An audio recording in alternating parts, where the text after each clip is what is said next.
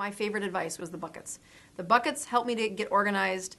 It also helped me to prioritize what will I take.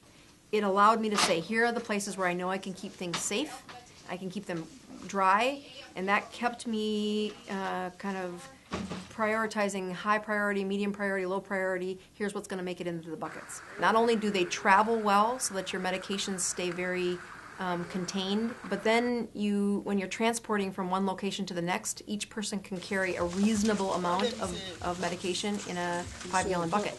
We were going during the wet season in Haiti, which I think is going to be pretty much every part of the year there. There's a small part that's not wet.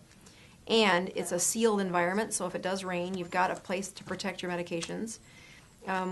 We used a coating system of colored tape around the outside. That we had yellow tape for things that we treat urine with. We called it the urine bucket, and that was where our urine strips were, and our antibiotics for a urinary infection, and Tylenol was in there. So a lot of urine things there. We had purple for respiratory, and you'd have different codes for different buckets.